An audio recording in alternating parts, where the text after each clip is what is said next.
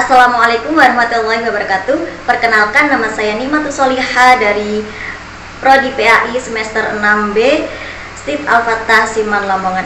Yang terhormat Ketua STIP Al-Fatah Bapak Haji Nur Zaini MSI beserta Civitas Akademika, dan yang saya hormati dosen pengampu mata kuliah Etika Profesi Keguruan Bapak Nurdi SAG MPD, dan tak lupa yang saya banggakan seluruh mahasiswa STIP Al-Fatah Siman Lamongan dan juga seluruh penonton yang menyaksikan.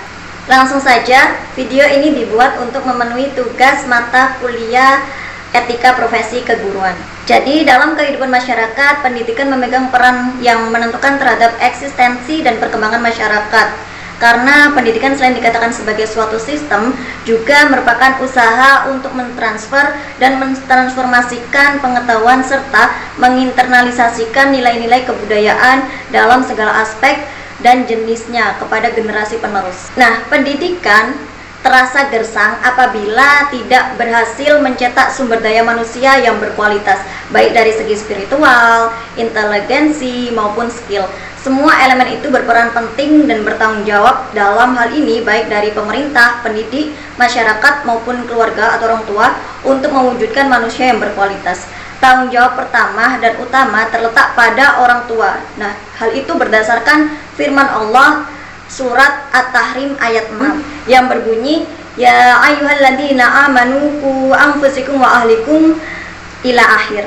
Sebagaimana terjemahannya itu, hai orang-orang yang beriman, perihalalah dirimu dan keluargamu dari api neraka yang bahan bakarnya adalah manusia dan batu, ila akhir. Jadi nanti akan saya tampilkan untuk suratnya serta terjemahnya. Nah, apa sih kaitan surat itu dengan hal ini gitu loh. Jadi pada awalnya tugas mendidik anak adalah murni tugas kedua orang tua. Akan tetapi karena perkembangan pengetahuan, keterampilan, sikap, serta kebutuhan hidup sudah sedemikian luas juga dalam dan rumit, maka orang tua tidak mampu lagi melaksanakan sendiri tugas-tugas mendidik anak. Nah, itu minoritas orang tua melepaskan anaknya ke sekolah. Nah, mengenai tugas guru atau pendidik, para ahli pendidikan Islam telah sepakat bahwa tugas guru ialah mendidik. Nah, mendidik adalah tugas yang amat luas. Mendidik itu sebagian dilakukan dalam bentuk mengajar, sebagian dalam bentuk memberikan dorongan, memuji, menghukum, memberi contoh, membiasakan, dan lainnya. Dalam pendidikan di madrasah, tugas guru sebagian besar adalah mendidik dengan cara mengajar dan membina. Di sini saya ambil salah satu ahli atau para ahli, itu ada A.G. Swijono dalam buku Ahmad Tafsir merinci tugas guru atau pendidik sebagaimana terperinci. Itu ada 6 poin atau 5 poin. Di situ itu tentang pembawaan yang ada pada diri siswa, di mana yang pertama itu guru atau pendidik wajib menemukan pembawaan yang ada pada siswa dengan cara apa? Observasi, wawancara, melalui pergaulan, angket, dan sebagainya. Nah, yang kedua itu berusaha menolong siswa mengembangkan pembawaan yang baik dan menekankan pembawaan yang buruk agar tidak berkembang. Nah, yang ketiga, memperlihatkan kepada siswa tugas orang dewasa dengan cara memperkenalkan berbagai bidang keahlian, keterampilan agar siswa memilih dengan tepat mana sih yang cocok dengan diri siswa tersebut. Nah, yang keempat itu mengadakan evaluasi setiap waktu untuk mengetahui apakah perkembangan siswa berjalan dengan baik. Nah, yang terakhir, memberikan bimbingan dan penyuluhan tatkala siswa menemui kesulitan dalam mengembangkan potensinya. Jadi menurut ahli ini kurang lebihnya itu tentang potensi atau mengali pembawaan siswa itu sendiri. Namun dalam kenyataan dunia pendidikan saat ini sering dikritik oleh masyarakat yang disebabkan karena adanya sejumlah siswa yang menunjukkan sikap yang kurang terpuji. Banyak siswa yang terlibat tawuran, melakukan tindak kriminal, pencurian, penodongan, penyalahgunaan obat-obat terlarang, dan banyak penyimpangan seksual dan tindak asusila lainnya. Namun demikian, keadaan ini semakin menurunkan kepercayaan masyarakat terhadap wibawa dunia pendidikan itu sendiri, karena dunia pendidikan selama ini masih menekankan pembinaan kecerdasan intelektual, wawasan, dan keterampilan semata, sementara pembinaan kecerdasan emosional masih sangat kurang.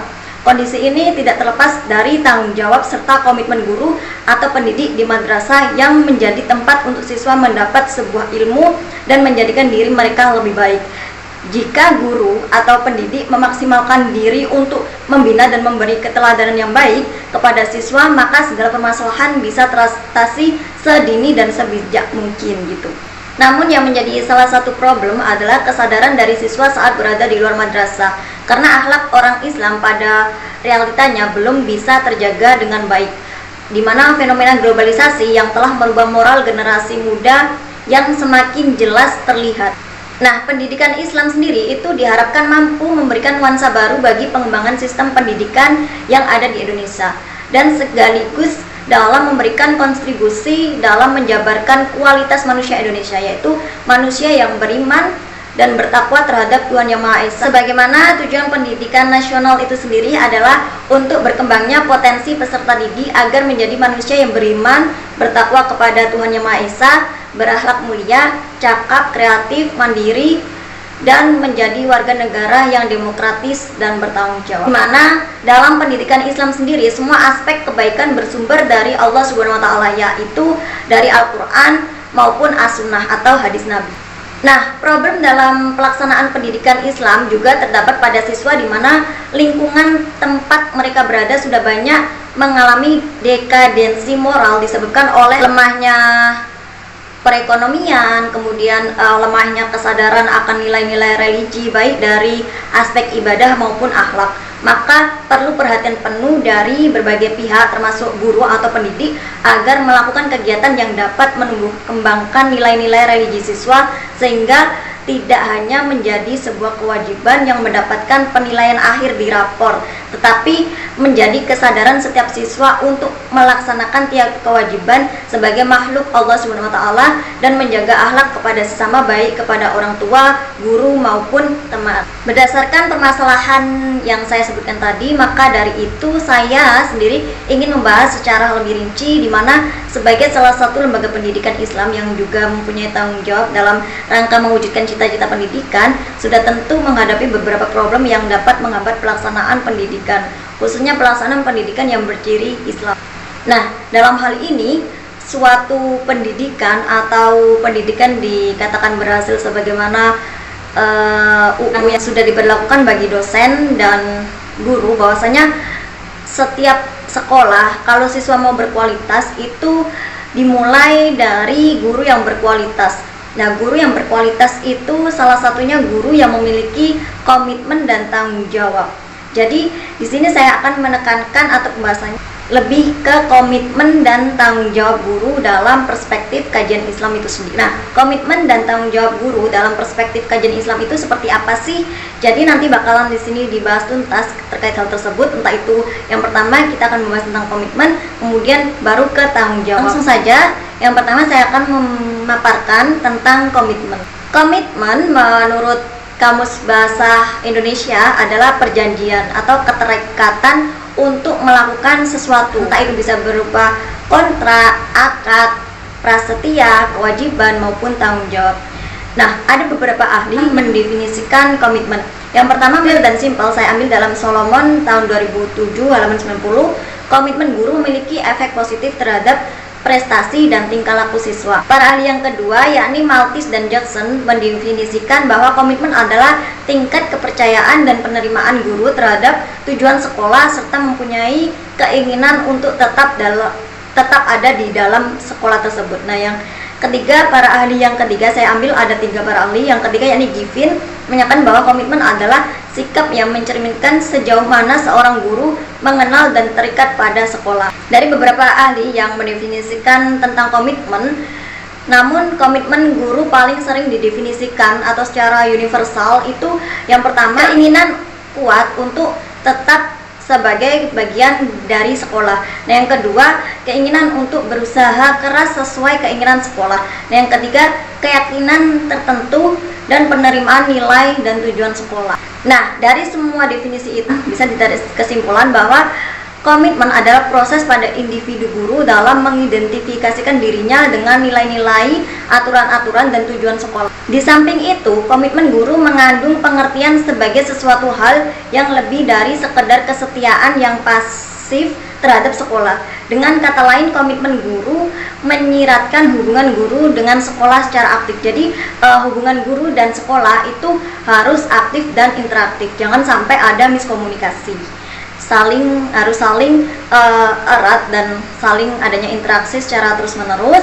Jangan sampai miskomunikasi. Jadi antara guru dan sekolah itu harus signifikan. Allen dan Mayer mendefinisikan komitmen sendiri itu sebuah konsep yang memiliki 3 dimensi atau bentuk, yaitu afektif, normatif, dan continuous commitment. Ketiga bentuk itu maksudnya apa sih? Gimana sih bentuk-bentuk itu tadi? Yang pertama itu affective commitment. Itu tingkat seberapa jauh seseorang guru atau seorang guru secara emosi terikat, mengenal dan terlibat dalam sekolah. Nah, yang kedua itu normative commitment, merujuk kepada tingkat seberapa jauh seorang atau seseorang guru secara psikologikal atau psikologi yang didasarkan kepada perasaan seperti kesetiaan, kehangatan, kepemilikan, kebanggaan, kesenangan, kebahagiaan, dan lainnya. Nah, yang ketiga itu continuance commitment, yakni suatu penilaian terhadap biaya yang terkait dengan meningkatkan sekolah. Sedangkan menurut Greenberg dan Baron dalam Kunandar, bentuk-bentuk komitmen itu di antara lain ada samanya dengan tadi, cuman definisinya mungkin berbeda. Yang pertama itu komitmen afektif. Afektif itu kekuatan atau keinginan seorang guru dalam bekerja bagi sekolah, disebabkan karena dia setuju dengan tujuan-tujuan sekolah tersebut dan ingin melakukannya. Nah, yang kedua itu komitmen kelanjutan. Itu kuatnya keinginan seorang guru dalam melanjutkan pekerjaan bagi sekolah, disebabkan karena dia membutuhkan pekerjaan tersebut dan tidak dapat melakukan pekerjaan yang lain. Ya, yang selanjutnya itu komitmen normatif, adalah kuatnya keinginan seorang guru dalam melanjutkan pekerjaan bagi sekolah, disebabkan karena dia merasa berkewajiban dari orang lain untuk dipertahankan. Nah, jadi antara dua ahli tersebut itu ada mendefinisikan bentuk-bentuk komitmen sama-sama ada 3, yakni tadi afektif dan normatif itu sama, namun yang kedua itu disertakan sebabnya. Yang pertama itu sebagaimana yang saya sebutkan tadi. Nah, seorang guru yang memiliki komitmen akan memiliki identifikasi terhadap tujuan sekolah, terlibat sungguh-sungguh dalam pekerjaan, dan ada loyalitas serta afeksi positif terhadap tujuan pendidikan yang diinginkan sekolah. Selain itu, tampil tingkah laku berusaha ke arah tujuan pendidikan dan keinginan untuk tetap bergabung dengan sekolah dalam jangka waktu pendek.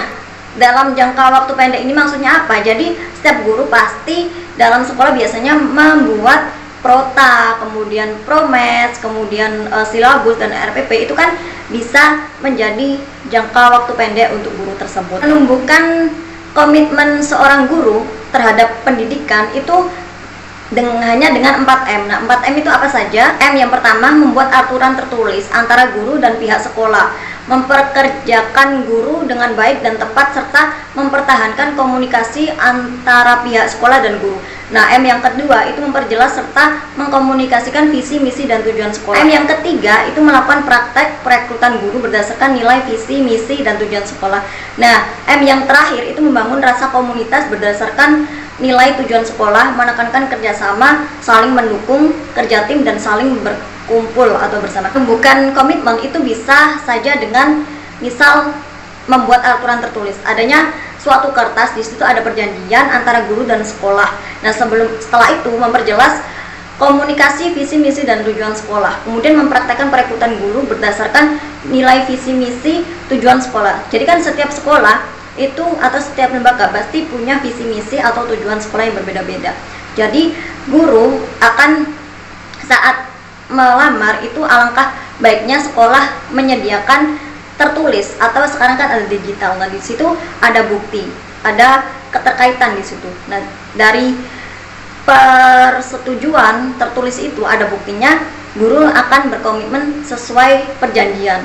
Misal di situ nanti kalau suatu kontrak atau perjanjian itu dilanggar, nah di situ bisa disertakan sanksinya juga di situ. Itu bisa menimbulkan atau menumbuhkan komitmen seorang guru sendiri. Tidak sampai situ saja, jadi harus ada rasa komunitas. Jadi guru dan sekolah itu ada rasa komunitas, saling kerjasama atau kerja tim, berkumpul bersama, di mana guru dan sekolah sebagaimana yang saya sebut tadi atau singgung tadi, guru dan sekolah itu harus signifikan. Jangan miskomunikasi dan harus interaksi dengan aktif dan bekerja dengan baik gitu dan kompak. Nah, komitmen guru di sini dimaksudkan perihal usaha meningkatkan kemampuan, tidak hanya kemampuan teknik saja, tapi juga harus teoristis, konseptual, dan moral melalui dalam jangka waktu yang panjang. Sebagaimana firman Allah dalam surat Ar-Ra'd yang berbunyi, lahu mu'aqibatu min baini yadayhi ila akhir, yang artinya bagi manusia ada malaikat-malaikat yang selalu mengikutinya bergiliran di muka maupun di belakangnya ila akhir. Nah, apa sih keterkaitan antara surat tadi dengan komitmen? Jadi ayat tadi itu menjelaskan bahwa Allah Subhanahu wa taala tidak akan mengubah nasib suatu kaum jika kaum itu tidak berusaha mengubahnya sendiri. Artinya ayat ini memiliki makna bahwa kualitas guru tidak akan tercapai jika tidak ada upaya yang sungguh-sungguh dari siswa itu sendiri. Di samping tanggung jawab kepala sekolah untuk melakukan perubahan dalam rangka meningkatkan kualitas dirinya. Nah, menurut syariat Islam, meskipun tidak terpapar secara jelas, namun terdapat hadis yang menjelaskan bahwa segala sesuatu itu harus dilakukan oleh ahlinya atau orang yang berkompeten dalam tugasnya tersebut. Yakni hadisnya yang berbunyi an Abi Hurairah radhiyallahu anhu qala Rasulullah sallallahu alaihi wasallam. Nah, dari Abu Hurairah radhiyallahu anhu mengatakan Rasulullah sallallahu alaihi wasallam bersabda, jika amanah telah disia-siakan, tunggu saja kehancuran terjadi.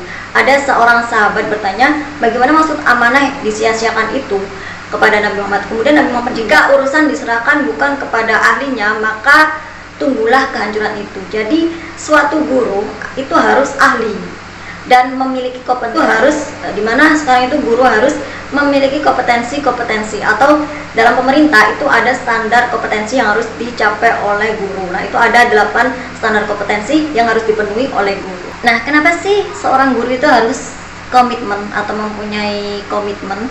Karena jika seorang guru atau pendidik atau pengajar tidak memiliki komitmen dalam mengajar seorang murid atau peserta didik, maka ia tidak bisa mempercayai atau mengajar, menjelaskan sesuatu atau suatu murid dengan baik. Maka karena itu setiap guru atau pengajar atau pendidik harus memiliki komitmen atau kepercayaan diri yang sangat kuat. Indikator komitmen seorang guru atau pendidik yakni ada 3. Yang pertama, mempunyai rasa kepedulian, kemudian yang kedua rasa tanggung jawab, dan yang ketiga rasa loyalitas yang tinggi dalam mengajar atau terhadap tugas-tugasnya gitu guys.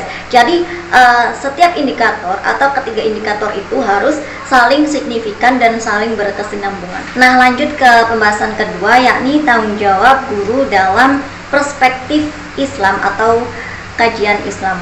Nah, tanggung jawab atau responsibility adalah suatu pekerjaan untuk melakukan kewajiban atau menyelesaikan tugas dengan penuh kepuasan yang diberikan oleh seseorang atas janji atau komitmen sendiri yang harus dipenuhi dan yang memiliki konsekuen hukuman terhadap kegagalan, sehingga seseorang yang bertanggung jawab dapat diandalkan untuk melakukan tugasnya dengan upaya yang kuat. Sedangkan menurut Kamus Besar Bahasa Indonesia, tanggung jawab adalah keadaan di mana wajib menanggung segala sesuatu sehingga berkewajiban menanggung, memikul jawab, menanggung segala sesuatunya atau memberikan jawab dan menanggung akibatnya, karena tanggung jawab merupakan kesadaran manusia akan tingkah laku dan perbuatannya yang disengaja maupun yang tidak disengaja. Dengan demikian, setiap orang yang bertanggung jawab akan diminta pertanggungjawabannya di akhirat kelak. Hal ini dibuktikan berdasarkan sabda Rasulullah SAW. Nah, dalam sabda Rasulullah tersebut itu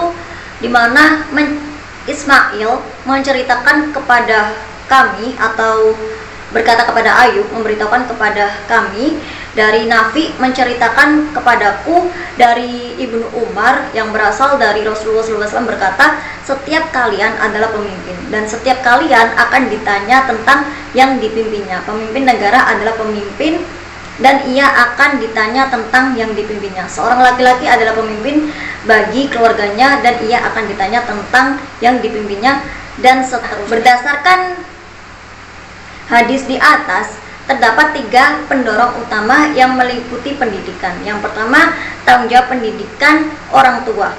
Kemudian Ini menjadi lingkungan pertama suatu pendidikan. Nah, yang kedua itu tanggung jawab pendidikan guru. Seorang guru itu dituntut agar lebih bisa berkompeten dalam mengaplikasikan ilmunya pada peserta didik. Itulah yang menjadi pengganti orang tua. Nah, yang ketiga itu masyarakat. Jadi pendidik juga harus mengajak orang-orang terdekatnya agar selalu memberikan arahan-arahan yang bernuansa Islami. Sebagaimana dalam Al-Quran surat An-Nisa ayat 5, di mana dalam ayat tersebut itu mendidik anak harus memenuhi tanggung jawab dari setiap aspek, karena pengayoman dan tanggung jawab seorang pendidik sangat dibutuhkan bagi peserta didik. Ketika para pendidik sudah benar-benar memahami tanggung jawab tersebut, jika seseorang dapat bertanggung jawab, maka ia akan menjadi orang yang teguh dan dapat diandalkan. Nah, berdasarkan pengertian di atas, tanggung jawab merupakan orang yang selalu mengontrol dirinya untuk menyelesaikan pekerjaan dengan ketekunan, kemudian keseriusan, kerajinan, serta melakukan perbaikan terus-menerus, karakteristik yang perlu ditanam. Nah, tanggung jawab yang harus dilakukan pendidik menurut Muhammad Nuh dalam bukunya yaitu ada tanggung jawab tauhid atau keimanan, kemudian tanggung jawab pendidikan akhlak atau moral, yang ketiga tanggung jawab pendidikan ibadah, yang selanjutnya tanggung jawab pendidikan kebersihan, kemudian tanggung jawab pendidikan kesehatan. Dan menurut Al-Ghazali tentang tanggung jawab pendidik, yaitu dikutip oleh Zainuddin dalam bukunya, tanggung jawab pendidik yaitu dari pendidikan keimanan, kemudian pendidikan akhlak, pendidikan akliyah, pendidikan sosial, sampai ke pendidikan jasmani. Guru mampu melaksanakan tanggung jawabnya apabila memiliki kompetensi yang diperlukan, mana yang diamatkan dalam Undang-Undang Guru dan Dosen Nomor 14 Tahun 2005, yakni guru adalah pendidik profesional dengan tugas utama mendidik, mengajar, membimbing, mengarahkan, melatih, menilai, hingga mengevaluasi peserta didik pada pendidikan anak usia dini, jalur pendidikan formal, kemudian pendidikan dasar, dan pendidikan menengah. Setiap tanggung jawab memerlukan sejumlah kompetensi yang lebih kecil dan lebih khusus. Tanggung jawab yang harus diemban oleh guru pada umumnya, khususnya guru agama dalam fungsinya, yaitu yang meliputi tanggung jawab moral, kemudian tanggung jawab dalam bidang pendidikan, kemudian tanggung jawab guru dalam bidang kemasyarakatan, kemudian tanggung jawab guru dalam bidang keilmuan. Bukhari Umar membagi 3 bagian tugas dan tanggung jawab guru, yaitu yang pertama sebagai pengajar atau instruksional, sebagai pendidik, edukator, yang ketiga sebagai pemimpin atau manajerial. Guru yang bertanggung jawab akan selalu senantiasa berusaha untuk meningkatkan kompetensi sesuai dengan kebutuhan peserta didik. Tanpa pengetahuan, guru tidak akan mampu bertanggung jawab sepenuhnya. Sebab menurut Urwan, bagaimana mungkin ia hendak memberikan ilmu sedangkan ia tidak memiliki ilmu? Bagaimana mungkin bertanggung jawab tatkala ia tidak menguasai pengetahuan bidang keahlian tersebut? Mengenai tanggung jawab seorang guru, Nasih Ulwan berpendapat bahwa ada beberapa tanggung jawab penting yang memang harus diemban oleh guru, meliputi tanggung jawab pendidikan iman, kemudian tanggung jawab pendidikan akhlak, kemudian tanggung jawab pendidikan fisik, tanggung jawab pendidikan intelektual, tanggung jawab pendidikan psikis atau psikis, tanggung jawab pendidikan sosial, tanggung jawab pendidikan seksual. Di antara definisi-definisi atau tanggung jawab sebagai guru, kenapa sih tanggung jawab keimanan itu yang pertama, kemudian baru tanggung jawab terkait akhlak, iman, kemudian kenapa nggak intelektual terlebih dahulu? Sebagaimana kita di era sekarang saat ini adalah kurikulum K13, yakni ada 3 ranah, yakni ranah afektif, kemudian kognitif, dan psikomotorik. Dimana yang pertama itu K1, kompetensi ke-1 itu harus dari spiritual, kemudian baru ke sikap. Nah, setelah itu baru ke pengetahuan dan keterampilan. Jadi tanggung jawab guru itu yang pertama itu dari keimanan, spiritual peserta didik, baru nanti ke sikap afektif, baru ke pengetahuan dan keterampilan. Seorang guru harus mengenal pemahaman terhadap pengetahuan akan ilmu dunia dan akhirat, suatu kepentingan hidup guna mewujudkan serta mentransfer ilmu berdasarkan kemampuan dari seorang anak. Karena tujuan pendidikan mengembangkan aspek kognitif dan psikomotorik. Hal ini merupakan suatu hal yang mendorong proses belajar, ialah ketika dalam lingkungan. Pendidik harus menanamkan nilai-nilai religi ke dalam jiwa anak, agar seorang anak itu bisa menjadi anak soleh dan solihah, serta lebih bisa memfokuskan dirinya mengerjakan amal-amal yang telah diperintahkan Allah dan menjauhi larangan Allah. Jadi telah dibahas bahwasanya untuk meningkatkan kualitas pendidikan seorang anak atau peserta didik, pendidik atau orang tua harus memiliki pengetahuan agama yang kuat dan penuh tanggung jawab, tentunya menebarkan kebaikan bagi mereka. Pembahasan ini sangat penting, khususnya kita yang akan menjadi seorang pendidik. Tanggung jawab ini merupakan fondasi utama dari seorang pendidik agar tercapainya ilmu pendidikan dunia maupun akhirat. Sebagaimana telah disebutkan di atas, tanggung jawab yang dimiliki pendidik dalam kitab Tarbiyatul Aulad fil Islam. Tuntutan pada profesionalisme terhadap siswa sudah pasti akan menambah tanggung jawab guru. Dengan menyadari besarnya tanggung jawab guru terhadap siswa, hujan dan panas bukanlah menjadi penghalang bagi guru untuk selalu hadir di tengah-tengah siswa. Bagi guru pendidikan agama Islam (PAI), tugas dan kewajiban seperti yang telah disebutkan sebelumnya merupakan amanah yang harus diterima guru atas dasar pilihan untuk memangku jabatan guru. Amanah ini wajib dilaksanakan dengan penuh tanggung jawab serta komitmen yang tinggi. Gitu ya. Jadi kita calon pendidik, entah itu pendidikan lainnya, tapi yang di sini yang saya khususkan atau yang saya bahas terkait kajian Islam, yakni pendidikan guru pendidikan agama Islam, gitu. Harus penuh memiliki tanggung jawab dan komitmen, dimana kita tahu tanggung jawab kita itu tidak hanya di dunia tapi juga sampai ke akhirat. Kita harus memperhatikan hal tersebut, gitu. Nah, jadi itu tadi terkait tentang pemaparan komitmen serta tanggung jawab guru dalam perspektif kajian Islam. Jadi seorang guru atau pendidikan dikatakan sudah berhasil atau dikatakan seorang pendidik yang profesional itu dalam undang-undang guru harus mencapai standar-standar yang sudah ditentukan oleh pemerintah. Yakni ada 8 standar yang harus dicapai guru atau seorang pendidik. Standar kompetensinya itu tadi harus dimiliki seorang pendidik. Nah, 8 itu tadi apa saja? Silakan dicari. Atau kita seorang pendidik atau calon pendidik itu harus tahu standar kompetensi apa yang harus kita penuhi, gitu loh. Nah, jadi seorang guru itu harus mempunyai komitmen dan tanggung jawab. Jadi setiap tanggung jawab itu harus disertai dengan komitmen. Nah, bagaimana cara guru bisa berkomitmen? Salah satunya tadi saya singgung ada 4M. Nah, di antara 4M tadi salah satunya bisa dengan tertulis atau adanya sebuah bukti kontrak. Bisa contohnya kontrak, di situ nanti ada perjanjian antara sekolah dan guru. Nah, dimana nanti kalau guru itu melanggar itu ada sanksi di situ. Sebelum guru menyetujui, alangkah baiknya sekolah juga mengomunikasikan tentang visi misi dan tujuan sekolah agar guru tersebut tahu visi misi apa yang harus dicapai dalam sekolah tersebut untuk memenuhi tujuan tersebut, gitu loh. Nah, kemudian baru mempraktekkan, gitu loh, guru sesuai dengan visi misi dan tujuan sekolah. Baru nanti ke kerjasama antara kerja tim antara guru dan sekolah. Jadi guru dan sekolah itu harus sama-sama berkesinambungan dan harus signifikan dan terjalin interaksi yang aktif, gitu loh.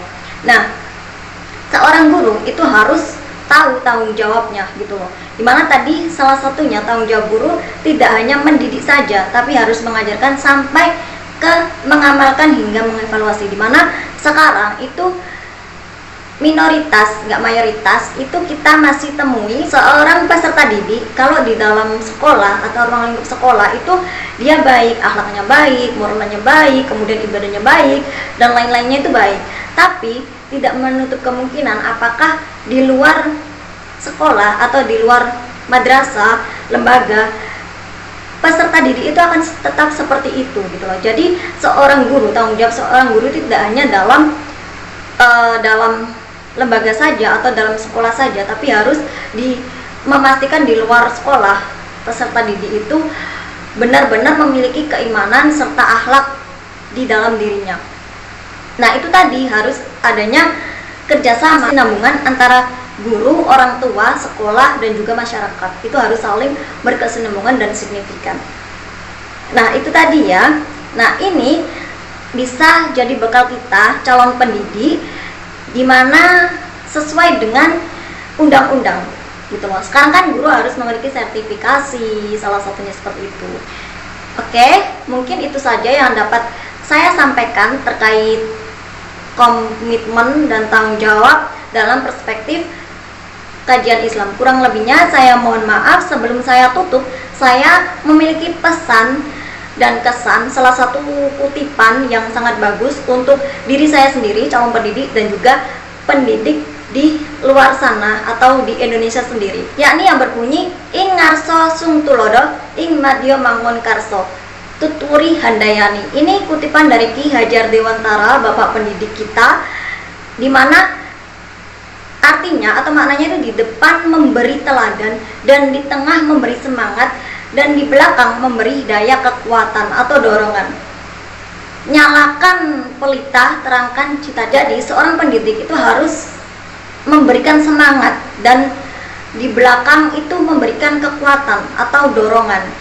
Dorongan itu bisa seperti motivasi. Sekarang kan agent of change, era perubahan. Jadi kita sebagai guru itu harus sering-sering memberikan motivasi, dorongan secara aktif agar peserta didik itu semakin semangat dan semakin aktif. Dimana sekarang adalah student centers gitu guys. Jadi sekian dari saya, terima kasih, kurang lebihnya saya mohon maaf apabila ada salah dan kata, baik dari kata maupun ucap. Jangan lupa like, comment, share, dan juga subscribe. See you for next video, bye bye. Untuk mahasiswa, jangan berhenti untuk terus belajar, karena kita dalam kehidupan itu pasti tidak lepas dari belajar. Kecil belajar, dewasa belajar, tua pun belajar. Jadi setiap kehidupan itu pasti kita tidak lepas dari belajar. Belajar tidak hanya dalam sekolah saja, belajar tidak hanya dalam lingkup lembaga, tapi kita bisa belajar di mana saja. Jadi otak kita itu seperti pisau. Kalau pisau dibiarkan tidak ada diasah atau diungkal, itu maka akan kusih. Jadi teruslah asah pikiran kalian biar semakin tajam. Terima kasih. Saya akhiri. Assalamualaikum warahmatullahi wabarakatuh. Salam mahasiswa.